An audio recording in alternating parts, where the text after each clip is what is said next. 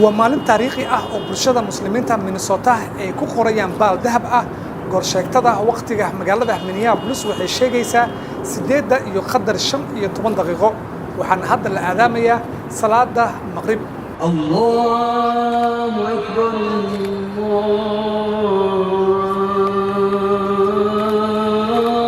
Allahu akbar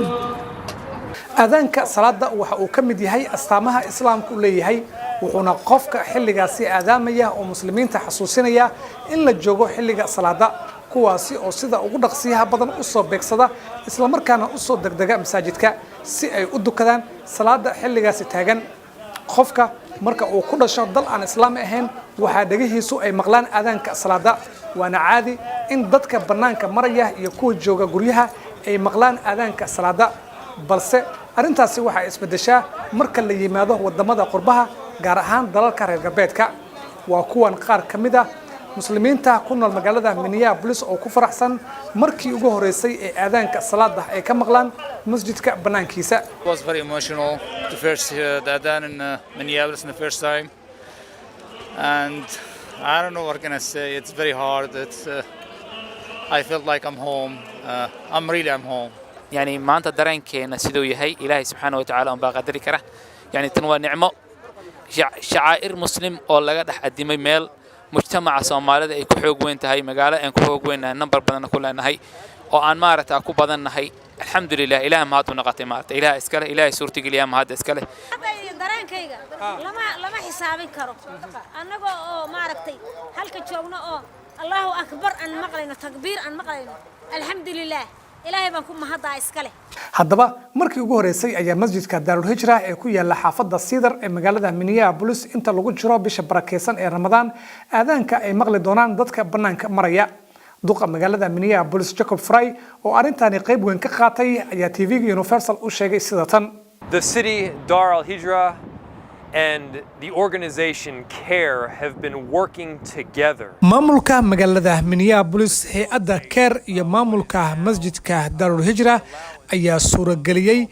in la helo fursad ay dadku aadaanka salaada ay ka maqlaan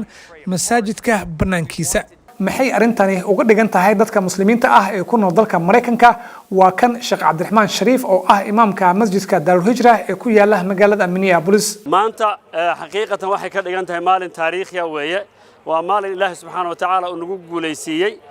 aadaankii in uu kor u baxo oo masaajidka ruufkiisa ama meesha ugu sarreysa laga aadaamo oo taqriiban dad aan ku qiyaasayna ilaa 10,000 ay aadaankii maqleen oo dhageysteen marka waa maalin taariikhi waa maalin farxadeed weeye ogolaashahan ayaa yimid kadib markii ururka CARE oo urur u dooda xuquuqda muslimiinta Mareykanka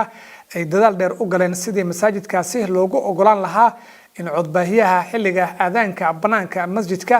laga maqlo sida uu sharxayo Jeelani Xuseen oo madax ka ururkaasi waxaan ka fikirnay runtii oo fikrad murugo nagu jirtay in eedaanka kor loo dhageysto oo runtii xaq masaajid uu baleeyahay anaguna hadaan nahay hay'adii u dooda xuquuqda muslimiinta in runtii aan arinka wax weyn ka qabano marka alxamdulillah inoo suurta gashay si fudud waliba gaar ahaan duqa magaalada mayorka oo aad iyo aad noogu fududeeyay hadda waxa hortaaganahay masjidka Daarul Hijra waxaana alla mahadiis in lagu jiro bisha barakeysan ee Ramadaan isla markaana aadaanka masaajidka ay maqli doonaan cid kasta oo maraysa masaajidka banaankiisa taasoo dhacdo aan horay ugu dhicin gobolka Minnesota muslimiin badan ayaa si weyn ugu farxay in sanado badan kadib ay dhagahooda maqlaan aadaanka salaada iyagoo jooga banaanka masjidka waxaana xusid mudan in ay wadamo ay ka mid yihiin Jarmalka iyo Holland ay iyaguna ay ogolaadeen in aadaanka salaada laga maqlo masaajidada banaankooda Maxamed Musannuur deeq darajo Universal TV Minnesota